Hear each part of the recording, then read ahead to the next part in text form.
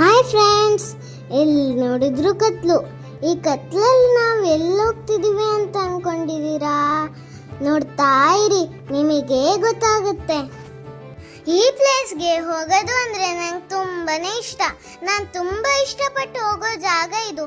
ಅದರಲ್ಲೂ ಈ ತರ ಕತ್ಲಲ್ಲಿ ಹೋಗೋದು ಅಂದ್ರೆ ತುಂಬಾನೇ ಅಡ್ವೆಂಚರಸ್ ಆಗಿರುತ್ತೆ. ಬನ್ನಿ ಮತ್ತೆ ನೋಡಿ, ನಾವೀಗ ಶರಾವತಿ ನದಿ ಸೇತುವೆ ಮೇಲೆ ಹೋಗ್ತಾ ಇದ್ದೀವಿ. ಈ ಜಾಗದಲ್ಲಿ ನಮ್ಮನ್ ಬಿಟ್ಟು ಬೇರೆ ಯಾರು ಕಾಣಿಸ್ತಿಲ್ಲಪ್ಪ. ಅಷ್ಟು ಲೇಟಾಗಿ ಬಂದ್ಬಿಟ್ವಾ ನಾವು? ಇರ್ಲಿ ಬನ್ನಿ, ಲೇಟ್ ಆದಷ್ಟು ಒಳ್ಳೇದೇ ಆಯ್ತು. ನಾವು ಹೋಗ್ತಿರೋ ದಾರಿನೇ ಇಷ್ಟು ಚೆನ್ನಾಗಿದೆ ಅಂದ್ರೆ ನಾವು ತಲುಪೋ ಜಾಗ ಇನ್ನೆಷ್ಟು ಚೆನ್ನಾಗಿರ್ಬೋದು ಅಲ್ವಾ? ನೋಡಿ, ಅಷ್ಟು ತುಂಬಾನೇ ಮಜವಾಗಿರುತ್ತೆ. ಇದೇ ದಾರಿಲಿ ಮಳೆಗಾಲದಲ್ಲಿ ಹೋಗ್ತಾ ಇದ್ರೆ ಎಷ್ಟು ಸುಂದರವಾಗಿರುತ್ತೆ ಗೊತ್ತಾ? Wow, I can't explain. ಇಲ್ಲಿಗೆ ಸ್ಟ್ರೇಟ್ ರೋಡ್ ಮುಗೀತು. ಈಗ ಗಡ್ಗಡ್ ರೋಡ್ ಶುರು ಆಗುತ್ತೆ. ಈ ಗಡ್ಗಡ್ ರೋಡ್ ಏನು ಅಂತ ನೀವು ಕನ್ಫ್ಯೂಸ್ ಆಗ್ತಿದ್ದೀರಾ? ಈಗ ಕಾರಲ್ಲಿ ಕೂತಾಗ ನಾವು ಅಲ್ಲಾಡ್ತೀವಲ್ವಾ, ಅದಕ್ಕೆ ನಾನು ಗಡ್ಗಡ್ ರೋಡ್ ಅಂತ ಹೆಸರಿಟ್ಟಿದ್ದೀನಿ. ಈ ತರ ಗಡ್ಗಡ್ ರೋಡ್ಗಳು ನಿಮ್ಮೂರಲ್ಲೂ ಇರುತ್ತಲ್ವಾ? ಈ ತರ ಗಡ್ಗಡ್ ರೋಡ್ಗಳಿಗೆ ನೀವು ಏನಂತ ಹೆಸರಿಟ್ಟಿದ್ದೀರಾ? ಪ್ಲೀಸ್ ಕಮೆಂಟ್ ಬಾಕ್ಸ್ ಅಲ್ಲಿ ತಿಳಿಸಿ. ಈಗ ಹೋಗೋ ರೋಡಲ್ಲಿ ಒಂದು ಹಳ್ಳ ಬರುತ್ತೆ. ಮಳೆಗಾಲದಲ್ಲಿ ಮಳೆ ಸುರ್ದಿ ಆ ಹಳ್ಳ ಜಾಸ್ತಿ ಸುರಿಯುತ್ತೆ. ಸೊ ನಾವು ಮಳೆಗಾಲದಲ್ಲಿ ಹೋಗಕ್ಕೆ ಆಗಲ್ಲ. ಅದಕ್ಕೆ ಈ ಜಾಗದಲ್ಲಿ ಬೇಸಿಗೆಗಾಲದಲ್ಲಿ ನಾವು ಎಷ್ಟು ಹೋಗ್ಬೇಕೋ ಅಷ್ಟು ಹೋಗ್ಕೋಬಿಡ್ಬೇಕು. ಈ ಗಡ್ಗಡ್ ರೋಡ್ಗೊಂದು ಸಾಂಗ್ ಡೆಡಿಕೇಟ್ ಮಾಡ್ತೀನಿ ನೋಡಿ. The wheels on the car goes up and down, up and down, up and down. The wheels on the car goes up and down all through the jungle.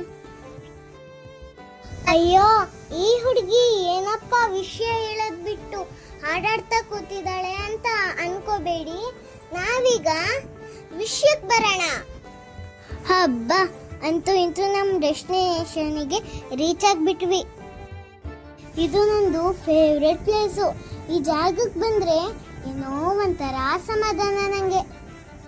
ನಾವು ಬರಬೇಕಾದ್ರೆ ಆನ್ ದ ವೇ ಇಡೀ ಕೋಳಿನ cut ಮಾಡಿಸ್ಕೊಂಡಿದ್ದೆ ತಗೊಬಂದ್ವಿ.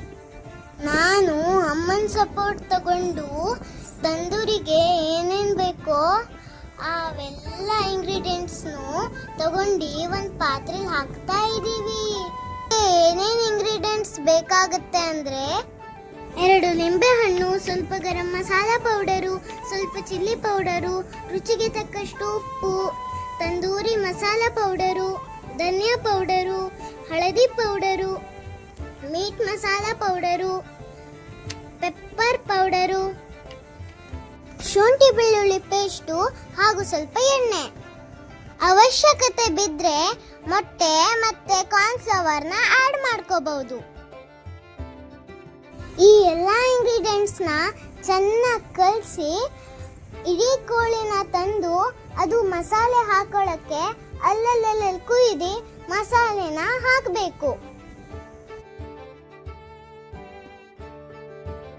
ನೋಡಿ, ಅಮ್ಮ ಅಲ್ಲಲ್ಲಿ ಕೋಳಿನ ಚೆನ್ನಾಗಿ ಕುಯ್ತಾ ಇದ್ದಾರೆ. ಯಾಕಂದ್ರೆ ಅದು ಇಡೀ ಕೋಳಿ ಅಲ್ವಾ, ನಾವೇನಾದ್ರೂ ಕಟ್ ಮಾಡಿಲ್ಲ ಅಂದ್ರೆ ಅದು ಮಸಾಲೆ ತಗೊಳ್ಳಲ್ಲ. ನಾವು ಕಟ್ ಮಾಡಿದ್ರೆ ಅದು ತುಂಬಾ ಚೆನ್ನಾಗಿ ಮಸಾಲೆ ತಗೊಳುತ್ತೆ. ಇದರಿಂದ ಕೋಳಿ ಕೆಂಡದ ಮೇಲೆ ತುಂಬಾ ಚೆನ್ನಾಗಿ ಬೇಯುತ್ತೆ. ಅಟ್ ದ ಸೇಮ್ ಟೈಮ್ ಹೊರಗಡೆ ಕೆಂಡ ಕೂಡ ರೆಡಿ ಆಗ್ತದೆ. ಅದನ್ನು ನಿಮಗೆ ತೋರಿಸ್ತೀನಿ. ಈಗ ನಾವು ಒಂದು ಕಬ್ಬಿಣದ ಸರಳ ತಗೊಂಡು ಇಡೀ ಕೋಳಿನ ತಂತಿಯ ಸಹಾಯದಿಂದ ಕಟ್ಟೋಣ. ಈಗ ಆ ಕೋಳಿನ ಕೆಂಡದ ಮೇಲೆ ಇಡೋ ವ್ಯವಸ್ಥೆ ಮಾಡೋಣ.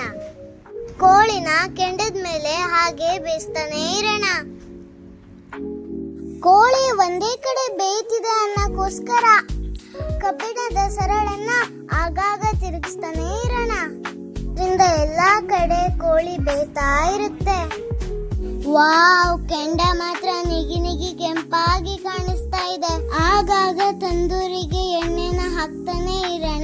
ಆವಾಗ ತಂದೂರಿ ತುಂಬಾ ಚೆನ್ನಾಗಿ ಬೇಯುತ್ತೆ. ಅಂತೂ ಇಂತೂ ನಮ್ಮ ತಂದೂರಿ ಕೋಳಿ ತಿನ್ನಕ್ಕೆ ರೆಡಿ ಆಗ್ತಾ ಇದೆ. ನಾನಂತೂ ವೇಟ್ ಮಾಡ್ತಾ ಇದ್ದೀನಿ ಯಾವಾಗ ತಿನ್ನೋದು ಅಂತ. ಹಬ್ಬ, ಅಂತೂ ಇಂತೂ ಕೋಳಿ ರೆಡಿ ಆಯ್ತು. ಈಗ ಇದನ್ನ ಇಳಿಸಿ ಕಟ್ ಮಾಡಿಬಿಟ್ಟು ಸರ್ವ್ ಮಾಡೋಣ. ತಂದೂರಿ ನೋಡಿದ್ರೆ ಸೂಪರ್ ಆಗಿ ಬೆಂದಿದೆ. ನಾನು ನಿಮಗೆ ಟೇಸ್ಟ್ ಮಾಡಿ ಹೇಳ್ತೀನಿ ಹೇಗಿದೆ ಅಂತ. ನೋಡಿ, ತಂದೂರಿ ಮಾತ್ರ ಸೂಪರ್ ಆಗಿ ಬೆಂದಿದೆ. ನಿಮ್ಗೂ ನೋಡಿದ್ರೆ ತಿನ್ಬೇಕು ಅನ್ಸ್ತಿದೆ ಅಲ್ವಾ? ಇವಾಗ ನಾನ್ ತಿನ್ಬಿಟ್ಟು ಟೇಸ್ಟ್ ಹೇಳ್ತೀನಿ ಹೇಗಿದೆ ಅಂತ, ಓಕೆನಾ?